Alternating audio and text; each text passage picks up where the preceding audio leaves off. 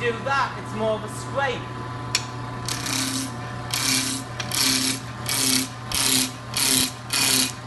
If I look anywhere, I look at the profile. I don't look at the tool. If you look at the tool, all you can see is the tool cutting. I'm looking at the profile. I can see exactly what I'm cutting when I'm cutting it.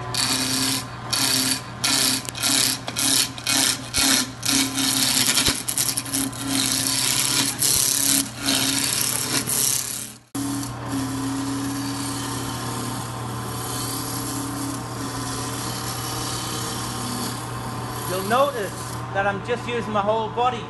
What I'm not doing is this.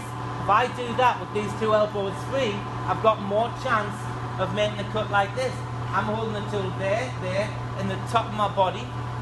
My right foot was just slightly from the centre, and I can lean from there to there. I've got far more control using my whole body than just using my arms. The way I'm holding the tool, that's square it up. There. I can see that it's not square either. There's a slight shadow line there. That's a standard little 1/8 parting tool. It's going to clean this end up.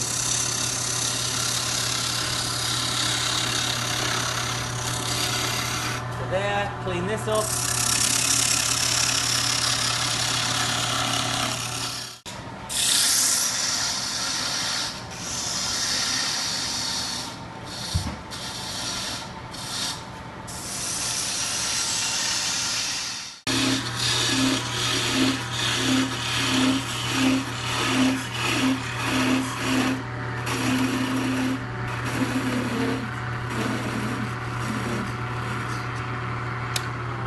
Stop that at about 1/4 of an inch. If I was to cut it all the way through, it would fly out. Okay? So, move the tool rest to there. Just feed the tool in nicely. There's no need to be in a hurry at this. Take your time.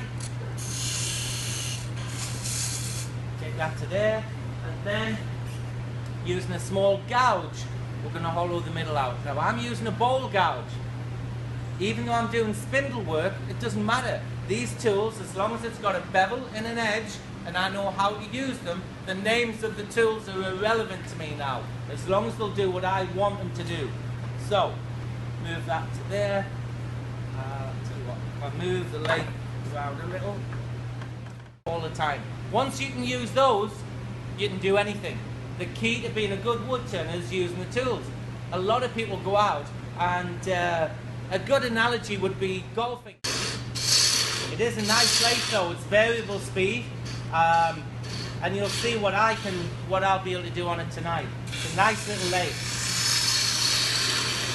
Keep the bevel in contact with the wood. If you can imagine that bevel being like the sole of a plane, it has to float behind the cut. If you get a nice smooth cut behind the gouge, you know after you've used the gouge, the bevel's in exactly the right position. At that angle, and I see this going in there, I know it's going to be too thick at the bottom. Okay?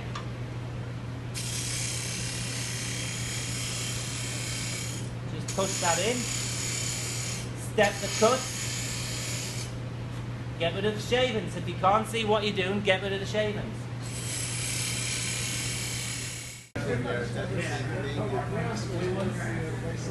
Good. Anything.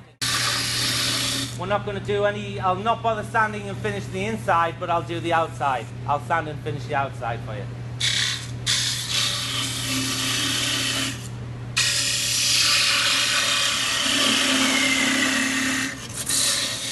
As you get close to the center, if you want, if you need to, or you feel more confident, turn the speed down a little bit. But you're going to put your fingers right round there or in here. Just let the piece run freely, part it off, and it'll just drop into your fingers.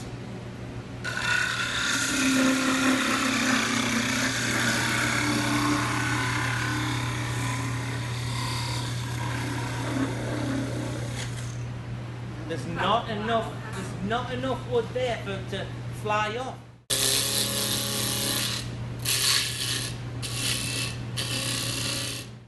Put that to there. okay, I need to make a cut down here and make a little tenon and make a joint and get that lid to fit onto there. Okay, I've got no idea how far to make that cut. You can guess it, okay, or you can measure it. So what we're going to do is measure slightly wider than the opening, just a fraction wider. So take that to about there. Scribe the line onto this side. Now this is wider than that. Again, you can take wood off, but you can't put it back on. There's another good saying in wood turning or woodworking: measure twice, cut once. All those sayings are there for a reason, and it's yeah. I'm going to scribe with the left leg, match up with the right leg. In time, you'll get to hit it first time, every time. So if I put that leg into there, scribe with that leg, it matches up with that leg there, so I've got exactly that diameter right in the middle. Now we've got to get that to fit onto here. I'm not going to get down to that scribed line.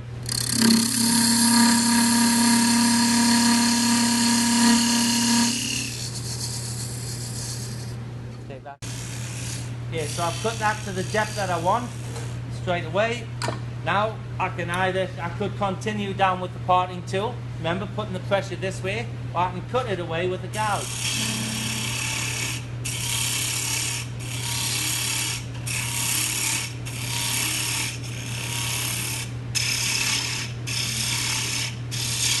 Just take it down a little bit at a time.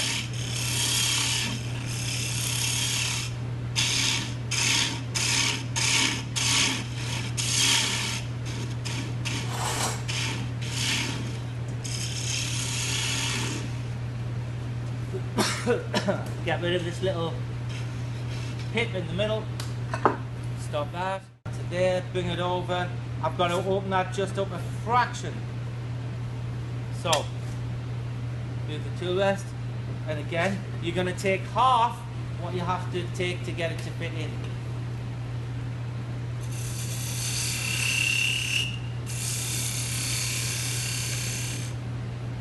Stop that there. That is just about to slip in there. One more small cut. Is the insert slightly tapered or is it square? It's square, mate. Okay. Square. It can be dust you're taking off to get the thing to fit. Right. That would go in there. I'm not going to force it in, so I'm going to open it up slightly. If cut this corner a little bit. Try cut this way using the bevel and a push cut. That's good.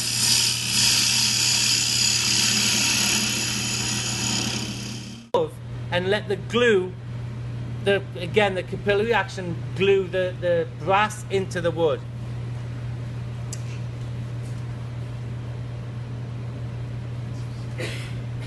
It might be an idea I forgot to bring some, but it might be an idea to put some blue tape around this edge to act as a reservoir so that it stops the glue from running down the side. And I can see just the fine brass line. Now if you thought it was too wide and too in your face, cut it back a little bit more. It's in a V, so the more that's thick enough for what we need. We'll make a measurement. There's no point in cutting anything more than we need to. We'll make this box 50-50. So when the lid, if I put it there, that's when the lid would be closed. 50-50 there. And put this line on. All I've got to do is hollow it down to about there. That. Small gouge.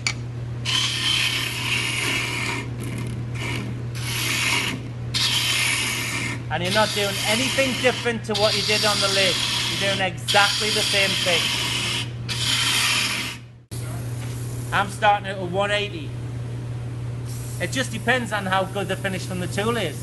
The better a finish you can get from the tool, there's less sanding you have to do. Put more pressure on. If you sand like that, you can't see what you're doing either. So sand from underneath.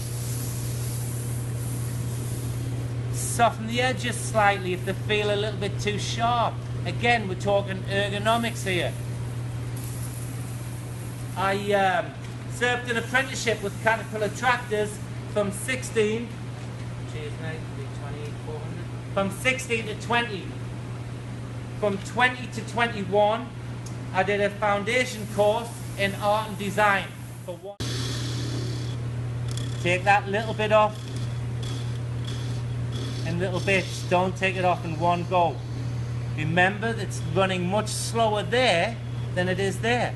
Peripheral speeds. Do a little shear cut. Attention to detail. Two little lines on the bottom. That shows somebody that you've considered it. Okay, you haven't just left it flat. There's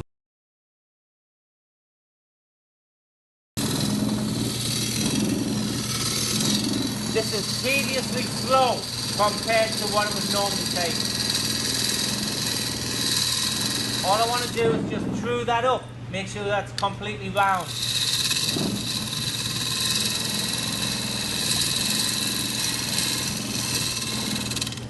If I feel it, I can feel. Stop the lathe, have a look, check. That's true, okay? It's not, there's no flat. That's true that up. I already set the dividers to the right diameter for the tenon to hold on to, okay? Scribe with the left leg, match up with the right leg. Parting tool, to rest a little low for that cut. Tool rest up. A little faster.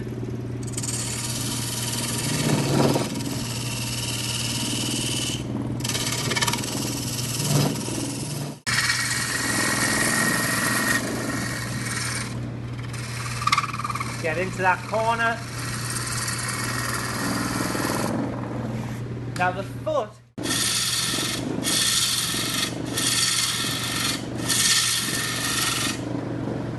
this has taken me,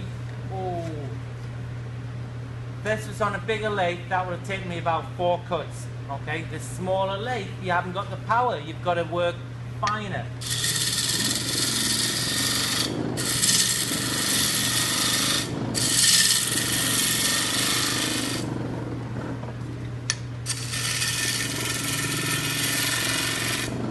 So, move the tool rest a little closer and try and hit those 2 points.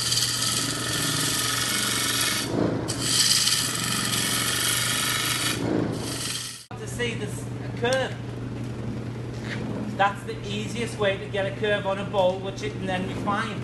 You can't refine a curve till you've got something to follow in the first place.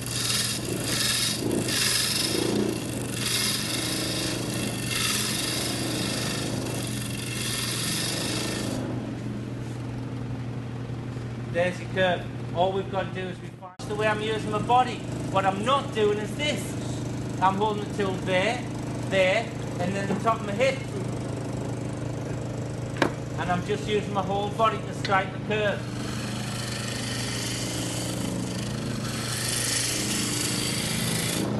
Just turn the top over slightly. There's still a high point there.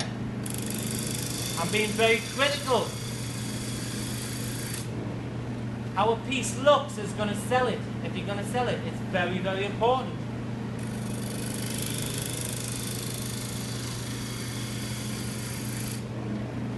There.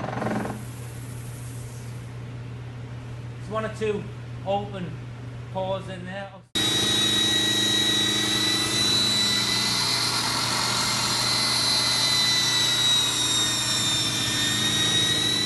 There's no need. If you seal it first, it fills the pores. That's a really pretty piece of wood, that.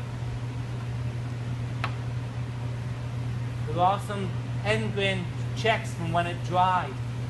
Providing they're not too deep and the piece isn't going to open up and explode on you.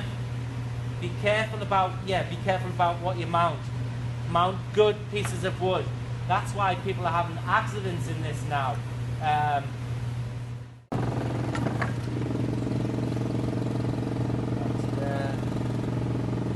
screw holes in this. It would be easier if it was put on a board and then screwed and then clamped to the table.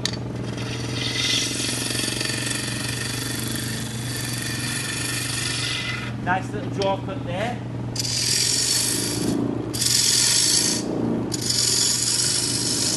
Right, this is a little difficult because of the length of that handle and the angle I want to be cutting at. It's hitting the bed of the lathe. A shorter handle for this lathe would be better.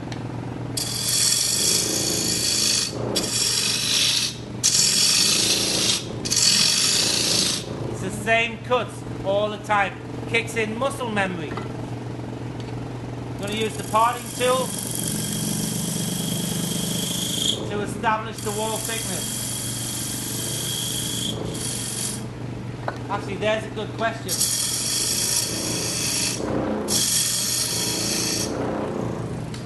How thick? I'll move this table. If I run that cut into that one, I'll be taking double, and you might catch.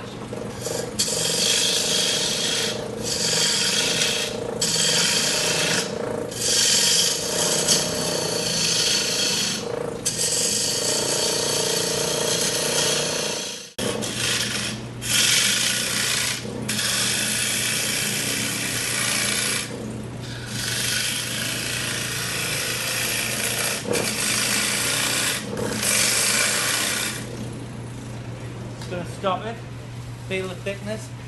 It's okay for about up to about there, and then it's starting to thicken up. So I'm going to take a cut from there down to here and thin that down a bit. Get it right in sections as you go down.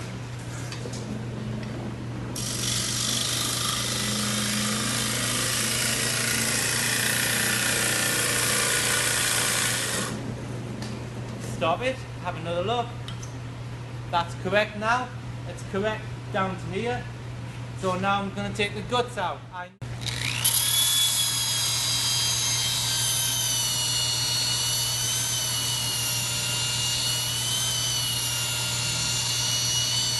These sanding pads make a huge...